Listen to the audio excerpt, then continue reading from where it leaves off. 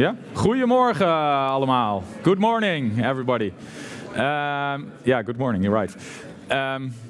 I'm really happy to see you all. Never thought that this would be such a big crowd already. 240 people plus. Some people visited the wrong zoo, we heard. They went to another zoo. So there's a couple of people coming still. But today we're going to talk about, in this nice environment in the zoo, which you should maybe have a look at when you have a little bit of time in the break. We're going to talk about unleashing another beast, and that's openEHR. And before we go into that, I'm Wouter Zanen. I'm chair of openEHR, and full disclosure, I also work at NICTIS, National Institute for IT in care in the Netherlands.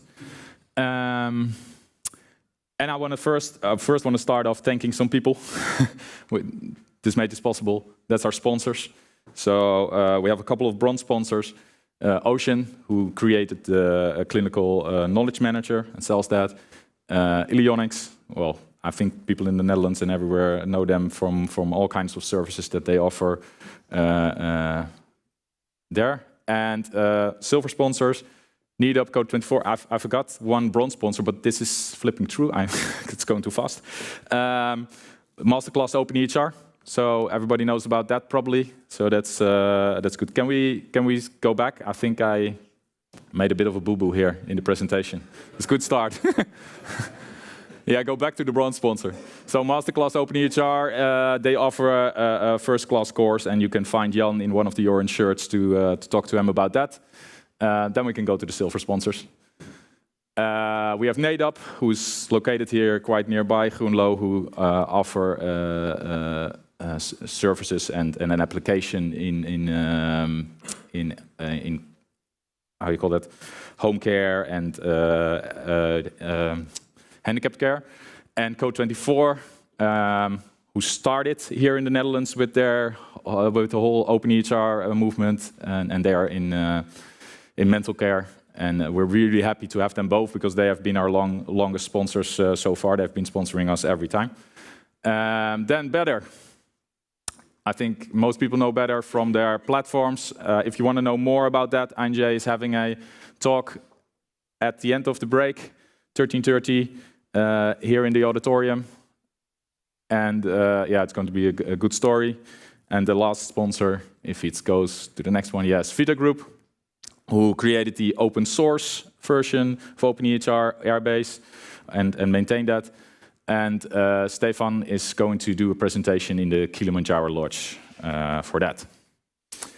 Then everybody has the key card. On there is a QR code that you can use to scan the program. So if you scan that, you get to the full program. There's also a small map on there, which I've made a little bit bigger here because, yeah, it's small. At the moment we're right here in the auditorium. This is the foyer, and from here you can go through that door and visit the restaurant here at C. And here are the two lodges that we have presentations as well. If that door is closed, you have to walk around like this, and then you get in as well. Just one more thing to say: at lunch, it's a good idea to sit down first at the lunch tables, and the zoo and the restaurant employees will guide you to their seating places. Okay, then now some content, because yeah, we said in our introductions that we're going to talk about data availability, and I want to talk a little bit about the Dutch situation, just as an introduction. One of the things that's going on, because there's a lot going on in the Netherlands, but one of the things that is, I think, a major idea is a national vision from the Ministry of Health on health information systems. And it's it's a program that is going to get us to 2035, and it's supposed to have us organized and integrally organized so that we can support hybrid care. So care at home, combined with care at the hospital and everything. And they have come up with 3 foundations for that we need to implement to get this going. And the first one is it needs to be directed, so there needs to be some direction, either from the ministry or from the healthcare. Somebody needs to give some direction.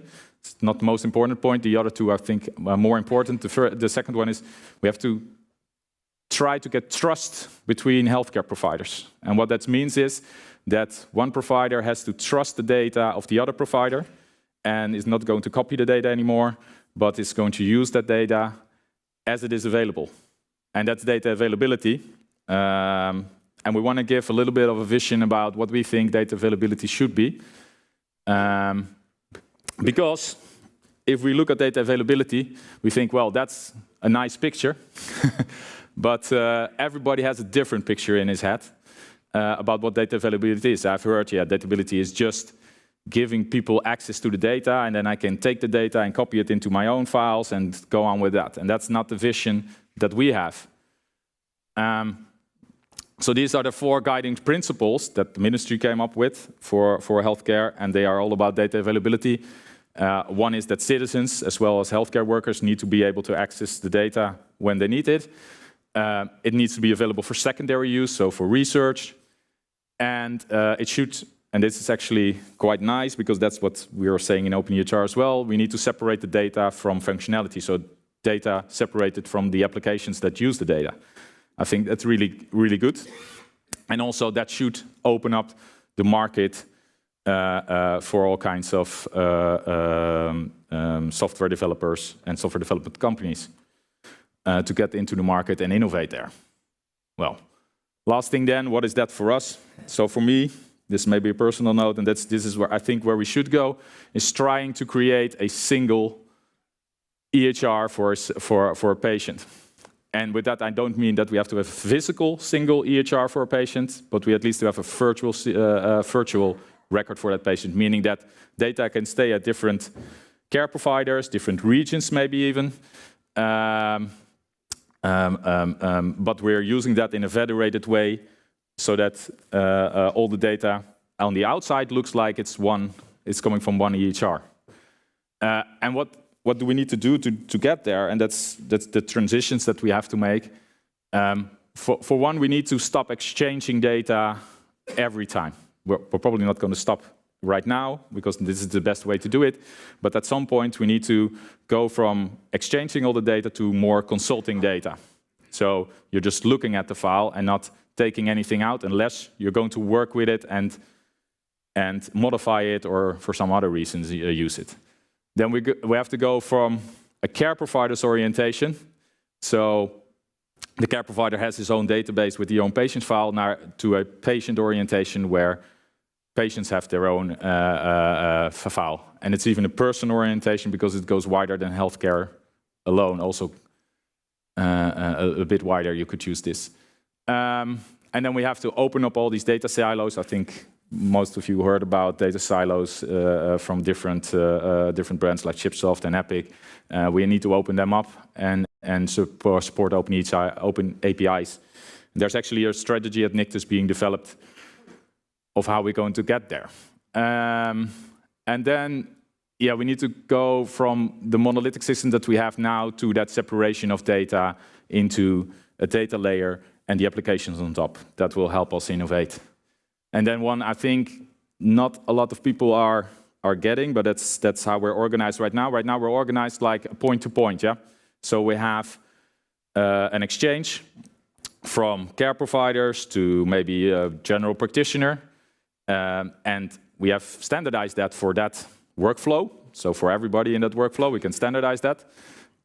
But it also means that there's context in the way you set up this exchange. So the context is, okay, this is a letter or something from the primary care to the secondary care, or the other way around, and we know that context. If you start with persisting data, you have to also persist that context at some point. So this is also a change that we have to make. Yeah, I'm not going to talk a lot further.